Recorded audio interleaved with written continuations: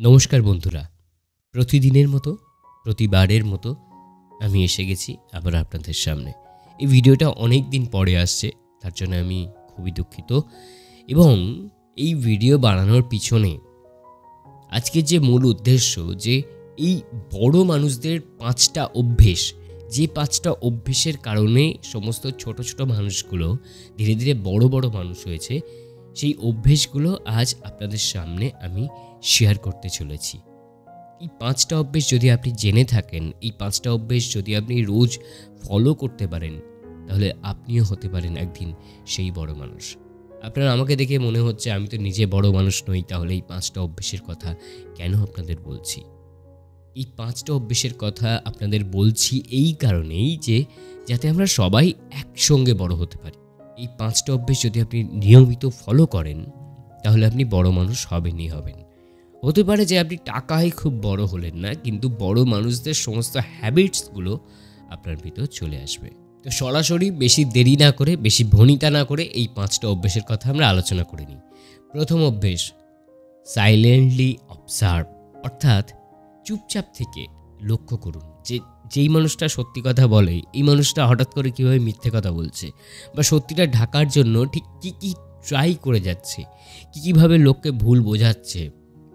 এগুলো সব আপনি যখন সাইলেন্টলি অবজার্ভ করবেন, without giving any suggestion two anyone, কাউকে সাজেশন না দিয়ে, কাউকে যুক্তি উপদেশ ফালতু ফ্রির জ্ঞান না দিতে গিয়ে যখন এগুলো অবজার্ভ করবেন, তখন দেখবেন আপনার নিজের মনেই নিজে থেকে একটা হাসি বেরোবে।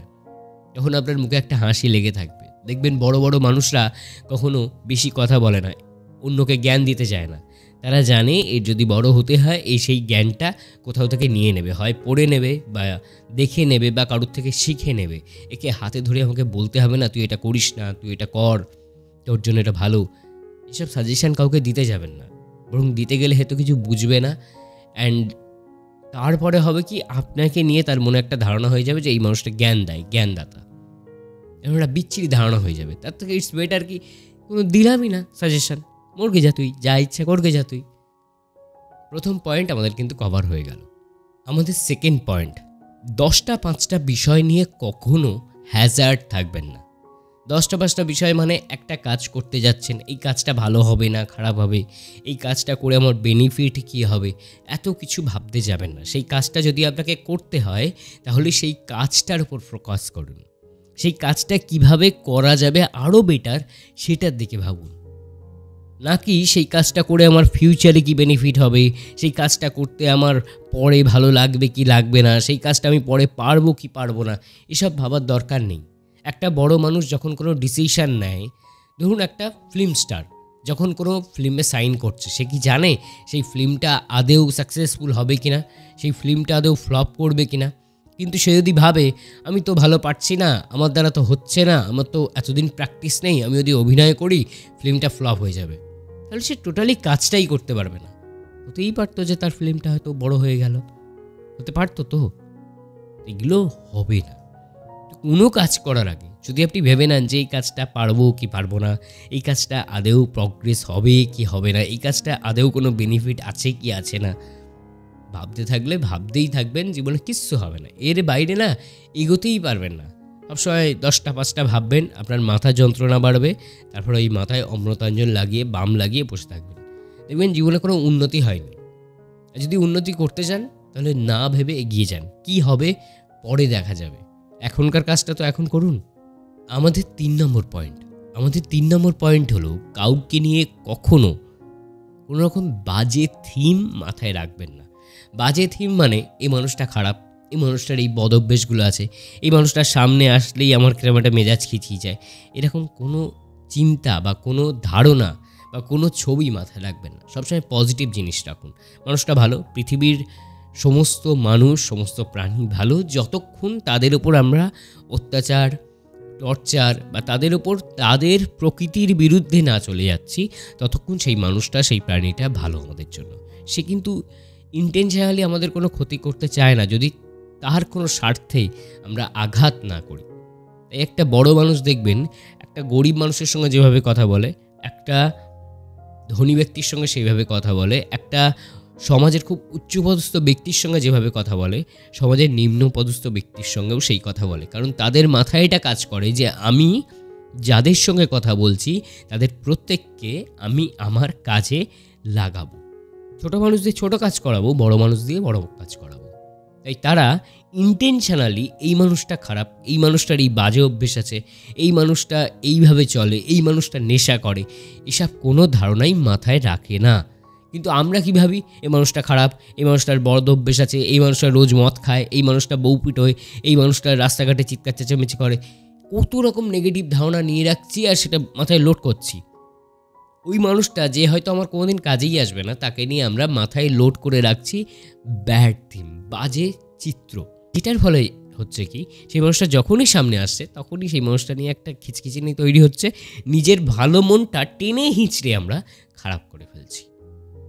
4 নম্বর পয়েন্টটা খুব ইন্টারেস্টিং, যে পারলে দিনের একটা সময়, বেশি নয়, দিনের একটা সময় আপনি গান শোনায় দিন, বই পড়ায় দিন বা যোগায় দিন, যে কোনো একটা কাজে হলেই হবে।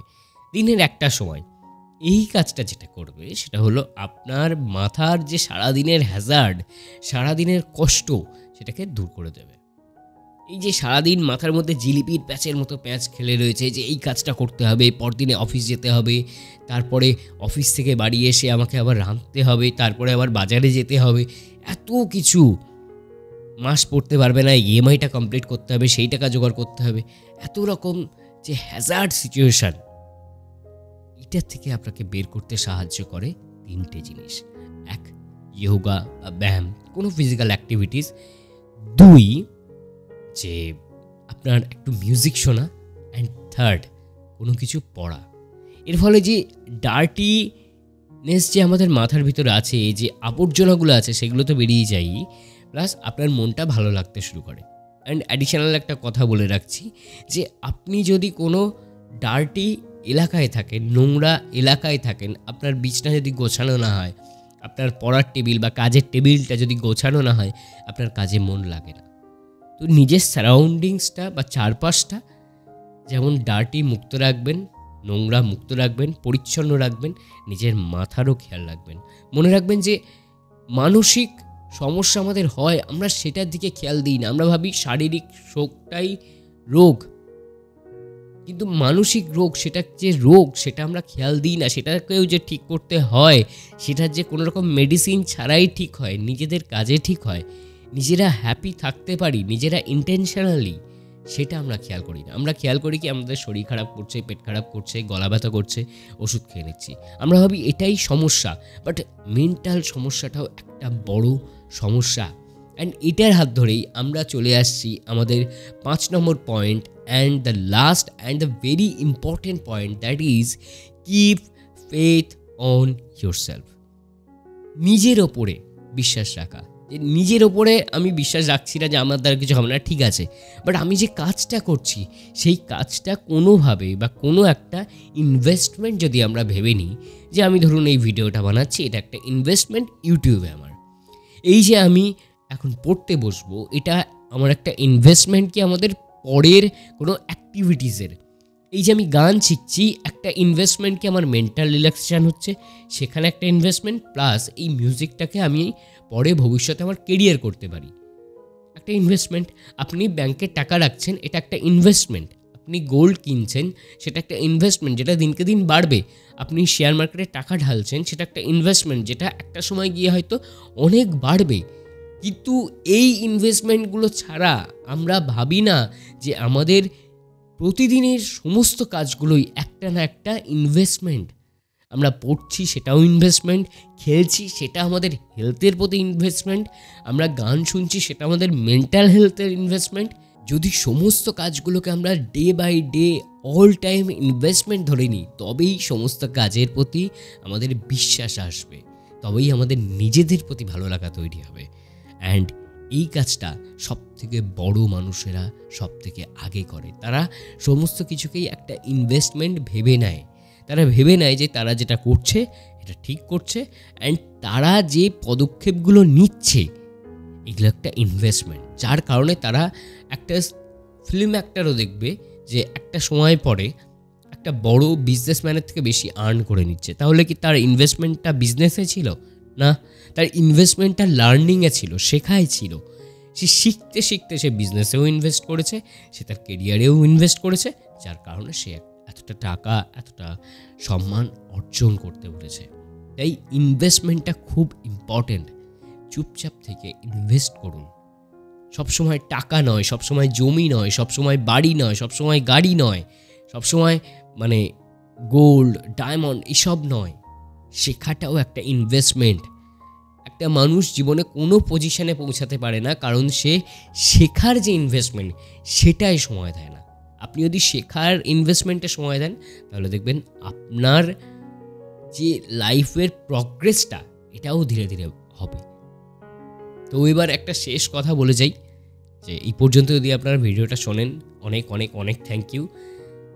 ভিডিওটা মন দিয়ে শুনলেন। অবশ্যই আপনারা চেষ্টা করবেন আপনাদের জীবনে এটাকে ইমপ্লিমেন্ট করার। আমি তো ডেলি প্র্যাকটিস করার চেষ্টা করছি, আপনারাও প্র্যাকটিস করার চেষ্টা করুন। I hope we will grow together. আমরা একসঙ্গে বেড়ে উঠব। সেই ভালোবাসা আপনি আমার প্রতি দেবেন, আশা করছি আপনারা আমার প্রতি দেবেন। অ্যান্ড আমাকে যদি আপনারা ফেসবুকে বা ইউটিউবে ফলো করতে চান, আমার সেকেন্ড চ্যানেল যেটার নাম সোমনাথ পাল, যেখানে আমি কবিতা, গল্প এবং নানান জীবনের নানা ঘটনাগুলো শেয়ার করে থাকি, সেটা আপনারা দেখতে পারেন সোমনাথ পাল। তার লিঙ্ক আমি দিয়ে দেবো ডেসক্রিপশানে। অ্যান্ড আমাকে আপনারা ফেসবুকে ফলো করতে পারেন, সেটার লিঙ্ক আমি ডেসক্রিপশানে দিয়ে দেবো। আজকের মতো ভিডিও এখানেই শেষ করছি। সবাই ভালো থাকবেন, সুস্থ থাকবেন। অ্যান্ড এই 5টা অভ্যেসকে অবশ্যই ট্রাই করে দেখবেন। বেশি নয়, মাত্র 5 দিন। তারপর আপনারা বুঝতে পারবেন যে এটা আপনার জন্য ঠিক নাকি ভুল।